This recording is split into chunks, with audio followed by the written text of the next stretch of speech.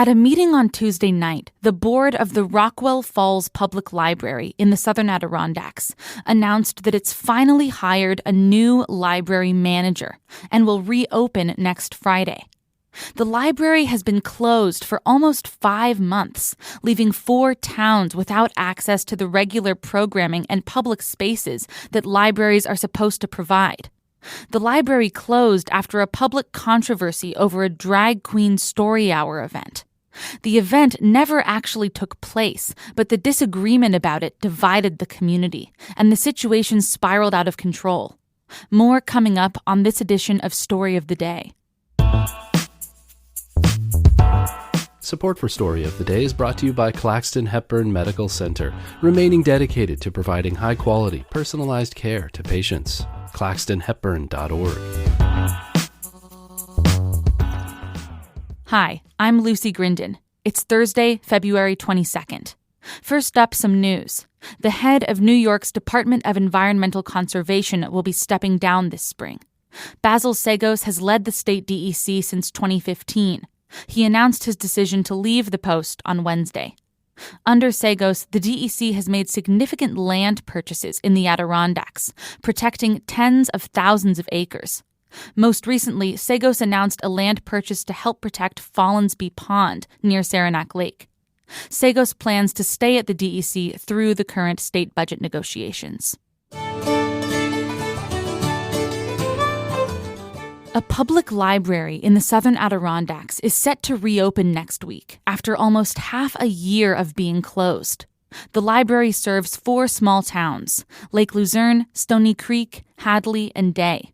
The area erupted with controversy last spring after the library invited a drag queen to come read books to kids. In September, the librarian and another employee resigned. That was 5 months ago, but now the library has finally hired a new manager. Here's my story. The Rockwell Falls Public Library has been through a lot in the past year.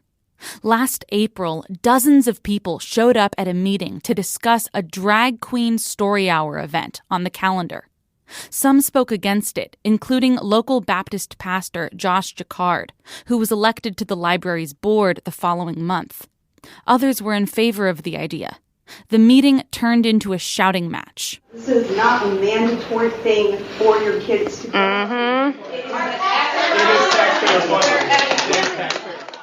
The drag queen event never actually happened, but months later, the librarian said employees were still being harassed by the public at work.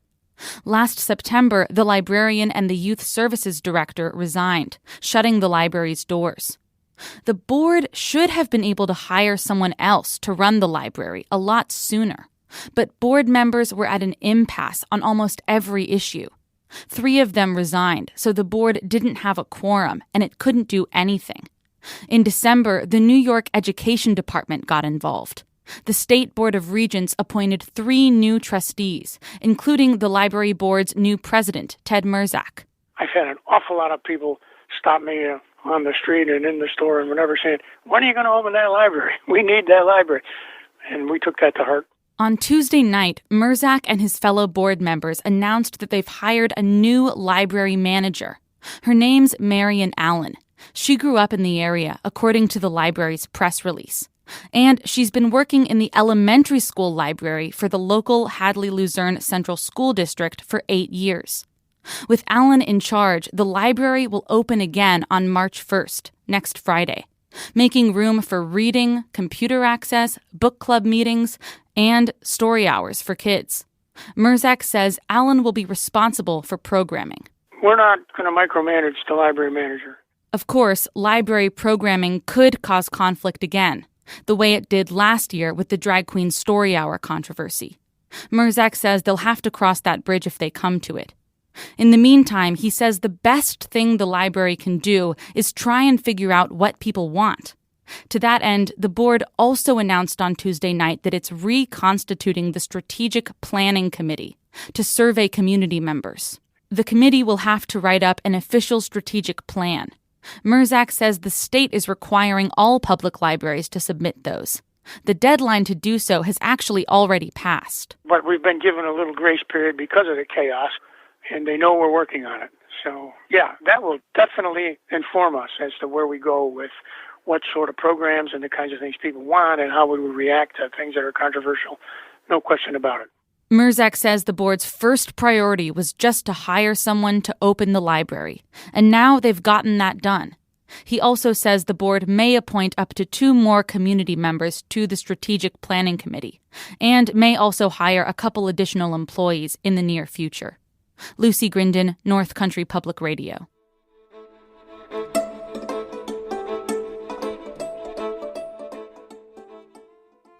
February is Black History Month, and this week we've been revisiting some stories that delve into Black history in our region.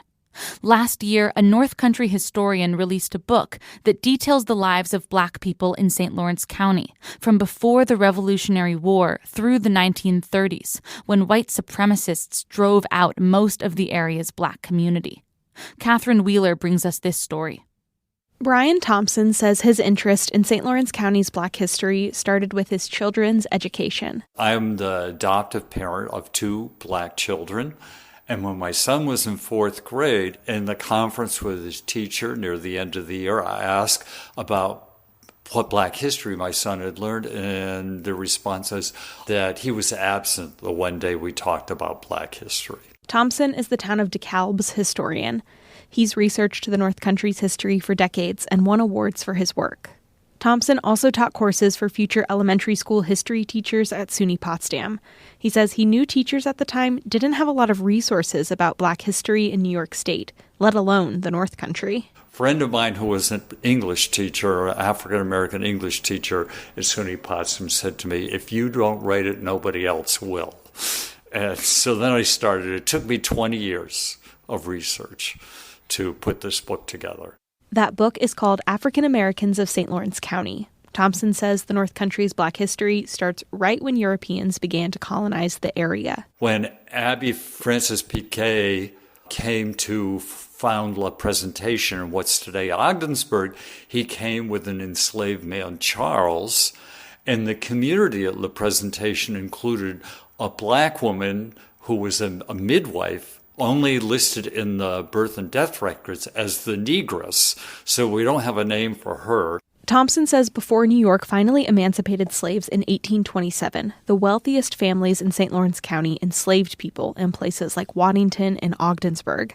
It was a sign of social status.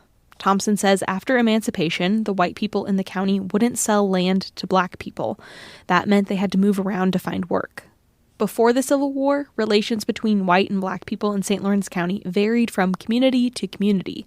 Thompson says there were a lot of interracial marriages and people could get along, but all of that changed after the Civil War. The N-word slang started to appear in huge numbers in the local papers, and the local papers ran serial stories putting out all the stereotypes that we've heard of, racist stereotypes that didn't appear in the press before then. Then the racist propaganda film The Birth of a Nation was shown in St. Lawrence County in the 1920s. The Madrid newspaper editor talking about how young people should go to see the movie to learn about the big mistake of trying to integrate Black people into society and treat them as equal human beings.